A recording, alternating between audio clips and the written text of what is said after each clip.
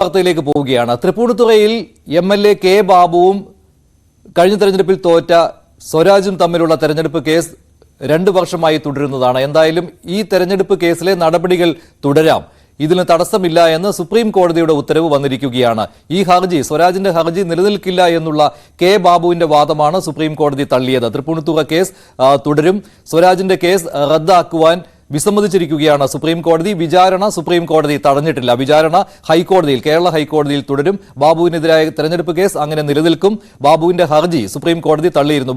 ബാബു ഹർജി നൽകിയത് ഹൈക്കോടതി നേരത്തെ ഉത്തരവിട്ടിരുന്നു സ്വരാജിന്റെ ഹർജി നിലനിൽക്കുമെന്ന്. എന്നാൽ ഈ ഉത്തരവ് റദ്ദാക്കണം എന്നാവശ്യപ്പെട്ടുകൊണ്ടാണ് കെ ബാബു സുപ്രീം കോടതിയെ സമീപിച്ചത്. ഈ ഹർജിയിൽ പ്രധാനപ്പെട്ട വാദങ്ങൾ ഇതിനകം തന്നെ നടന്നിട്ടുണ്ട്.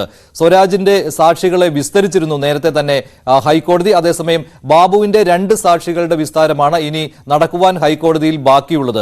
ഇനിയിപ്പോൾ ഹൈക്കോടതിയിൽ നടപടിക്രമങ്ങൾ തുടരാമെന്ന് സുപ്രീം കോടതി വിധിച്ച സാഹചര്യത്തിൽ അധികം വൈകാതെ തന്നെ വിചാരണ പൂർത്തിയാക്കി ഹൈക്കോടതിക്ക് വിധി പ്രസ്താവിക്കുന്നതിന് തടസ്സമുണ്ടാവുകയില്ല. തെരഞ്ഞെടുപ്പ് കേസ് അയ്യപ്പനെ ചൊല്ലിയായിരുന്നു. കഴിഞ്ഞ തെരഞ്ഞെടുപ്പിൽ 2021 നിയമസഭാ തെരഞ്ഞെടുപ്പിൽ കെ ബാബു തെരഞ്ഞെടുപ്പ് പ്രചാരണത്തിനിടെ അയ്യപ്പന്റെ ഫോട്ടോ സ്വന്തം ഫോട്ടോയ്ക്കൊപ്പം വെച്ച് പ്രചാരണം നടത്തി എന്നാണ് സ്വരാജിന്റെ പരാതി. അതുമാത്രമല്ല, ബാബുവിന് വോട്ട് ചെയ്തില്ല എങ്കിൽ അയ്യപ്പ കോപം ഉണ്ടാകും എന്നുള്ള പ്രചാരണം നടത്തിയെന്നും സ്വരാജിന്റെ ഹർജിയിൽ പറഞ്ഞിരുന്നു. ജനപ്രാതിനിധ്യ നിയമം അനുസരിച്ച് കെ ബാബുവിന്റെ തെരഞ്ഞെടുപ്പ് അസാധുവാക്കണം എന്നുള്ളതാണ് ഹർജിയിൽ സ്വരാജ് ആവശ്യപ്പെട്ടിരുന്നത്. ഈ ഹർജിയിലാണ് വാദപ്രതിവാദങ്ങൾ തുടർന്നിരുന്നത്. അതിനിടയിലാണ് വിചാരണ റദ്ദാക്കണം എന്നാവശ്യപ്പെട്ടുകൊണ്ട് കെ ബാബു സുപ്രീം കോടതിയെ സമീപിച്ചത്. ഇപ്പോൾ കെ ബാബുവിന്റെ ഹർജി സുപ്രീം കോടതി തള്ളിയതും. അതിനാൽ തന്നെ ഈ കേസിൽ ഇനി തുടർ വിചാരണ ഉണ്ടാകും.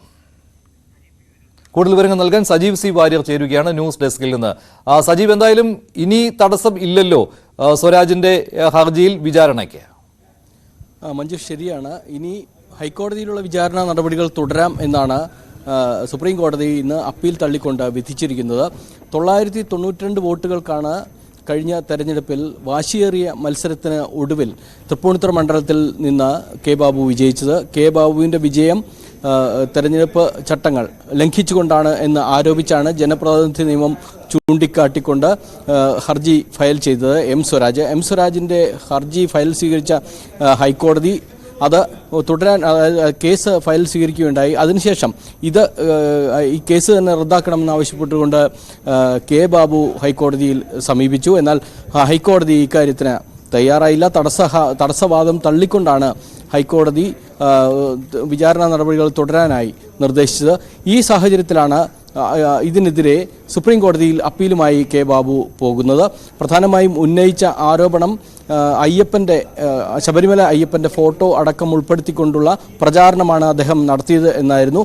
വോട്ടേഴ്സ് സ്ലിപ്പിൽ അടക്കം ഇത്തരത്തിലുള്ള ചിത്രങ്ങൾ ഉണ്ടായിരുന്നു. മറ്റ് പ്രചാരണ ഉപാധികളും ഹൈക്കോടതി മുമ്പാകെ എം സ്വരാജ് മുന്നോട്ട് വെച്ചിരുന്നു. ഇതെല്ലാം തന്നെ വ്യാജമാണ് എന്ന ആരോപണമാണ്, അല്ലെങ്കിൽ മറുവാദമാണ് കെ ബാബു ഉന്നയിച്ചത്. ഇതിനെതിരായി ഇത് ശരിയാണെന്ന് തെളിയിക്കുന്ന തെളിവുകളുമായി എം സ്വരാജും മുന്നോട്ട് വന്നു. ഏതായാലും സുപ്രീം കോടതിയിൽ ഇക്കാര്യങ്ങളെല്ലാം വീണ്ടും വിശകലനം ചെയ്ത് സുപ്രീം കോടതി ഇപ്പോൾ നിൽക്കുന്ന കേസ് സാധുവാണെന്നും കേസുമായി മുന്നോട്ട് പോകാമെന്നും അതിൻ്റെ നടപടികൾ തുടരാമെന്നുമാണ് വിധിച്ചിരിക്കുന്നത്. ഇത് വലിയ തോതിലുള്ള ഒരു തിരിച്ചടിയാണ് കെ ബാബുവിന് സമ്മാനിച്ചിരിക്കുന്നത്. മഞ്ജുഷ്. ശരി, സജീവ് സി വാര്യർ. എന്തായാലും ഈ കേസിൽ കെ ബാബുവിന് വലിയ തിരിച്ചടിയാണ് ഉണ്ടായിരിക്കുന്നത്. ഇനി കേരള ഹൈക്കോടതിയിൽ ഇതേക്കുറിച്ചുള്ള വാദം തുടരും.